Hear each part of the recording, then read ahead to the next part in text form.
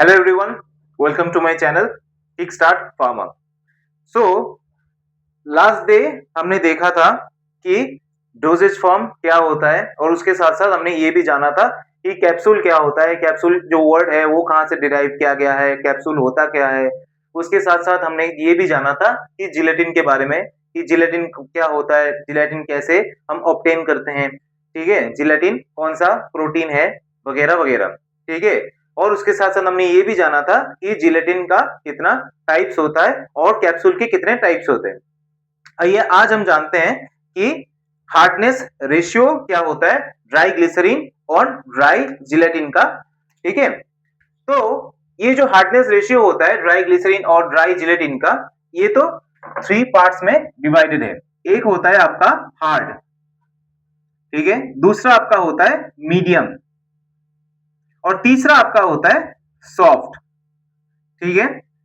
तो जो ये पहला वाला पार्ट है यानी कि हार्ड, इसका जो रेशियो होता है ड्राई ग्लिसरीन और ड्राई जिलेटिन का वो है 0.4, ठीक है। जो सॉफ्ट का होता है वो होता है 0.8 और जो मीडियम का होता है वो होता है 0.6, ठीक है, वो होता है 0.6। यानी कि हार्ड का होता है सबसे कम, सॉफ्ट का होता है सबसे ज्यादा। अगर हार्ड और सॉफ्ट दोनों का हम एवरेज निकालते हैं तो हो जाता है मीडियम, ठीक है। तो ये तो है आपका hardness ratio of dry glycerine to dry gelatin. अब आइए जानते हैं कि कैप्सूल के कुछ कंडीशन एंड स्पेसिफिकेशंस के बारे में।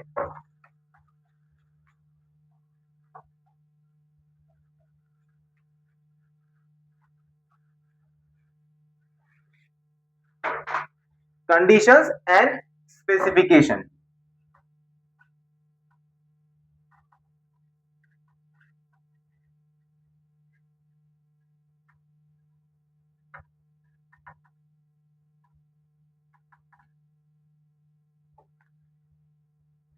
ठीक है।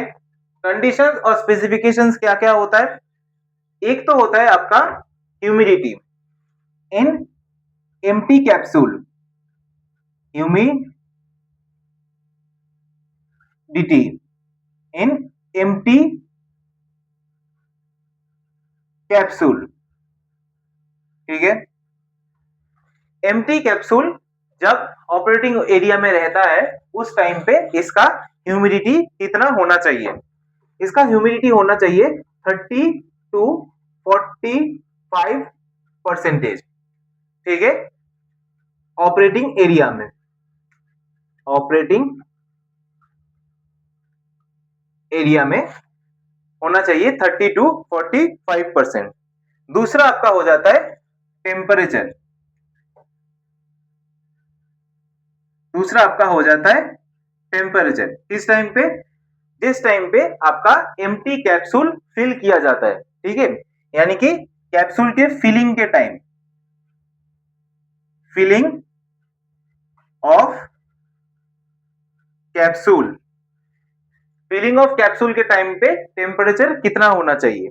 ये होना चाहिए आपका 22 to 24 डिग्री सेल्सियस, ठीक है। एक तो आपका हो जाता है ह्यूमिडिटी जो कि एम्प्टी कैप्सूल में ऑपरेटिंग एरिया में कितना होना चाहिए, वो होता है 30 to 45%। और दूसरा आपका हो जाता है टेम्परेचर 22 to 24 डिग्री सेल्सियस जो कि कैप्सूल को फिल करते टाइम रहना चाहिए, ठीक है। अब आ जाइए जानते हैं कि मॉइस्चर कंटेंट।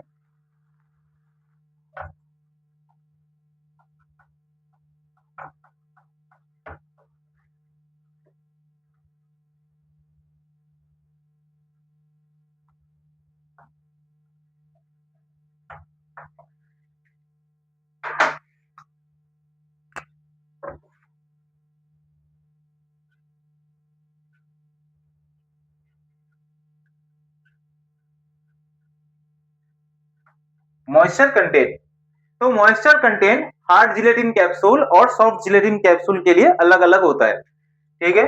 तो हार्ड जिलेटिन कैप्सूल को मैं शॉर्ट में HGC लिख रहा हूं और सॉफ्ट जिलेटिन कैप्सूल को मैं शॉर्ट में SGC लिख रहा हूं। तो हार्ड जिलेटिन कैप्सूल में आपका मॉइस्चर कंटेंट रहता है 12 से लेके 16%, ठीक है। और सॉफ्ट जिलेटिन कैप्सूल में आपका मॉइस्चर कंटेंट रहना चाहिए 6 से लेके 10%, यानी कि 6 to 10%, ठीक है। HGC में आपका होना चाहिए 12 to 16% और SGC में आपका होना चाहिए 6 to 10%। अब आइए जानते हैं कि डिसइंटीग्रेशन टाइम। डिसइंटीग्रेशन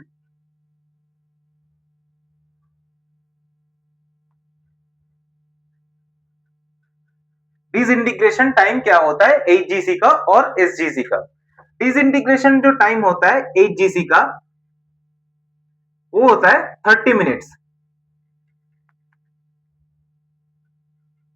30 मिनट्स, ठीक है। और SGC का यानी कि सॉफ्ट जिलेटिन कैप्सूल का डिसइंटीग्रेशन टाइम होता है 60 मिनट्स, ठीक है।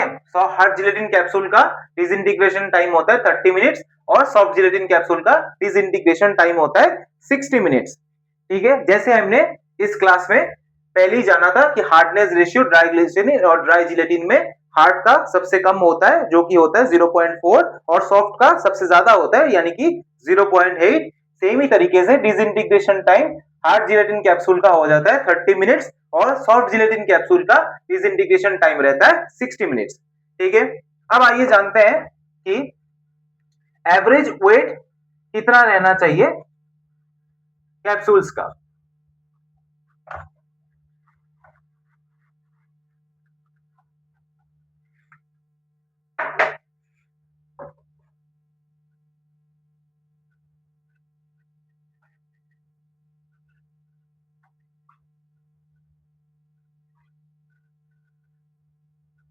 एवरेज वेट ऑफ कैप्सूल, इसमें भी दो प्रकार के होते हैं। एक तो होता है आपका जो 300 mg से कम के हो और दूसरा आपका होता है जो 300 mg से ज्यादा का हो, ठीक है। एक होता है आपका 300 mg से जो कम का होता है वो, और दूसरा आता है आपका जो 300 mg से ज्यादा का आता है वो। तो 300 mg से जो कम का आता है उसमें percentage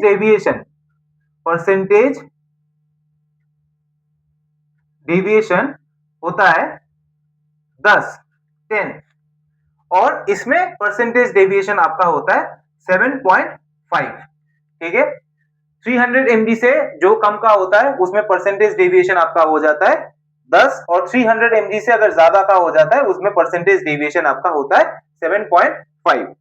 Please like, share and subscribe.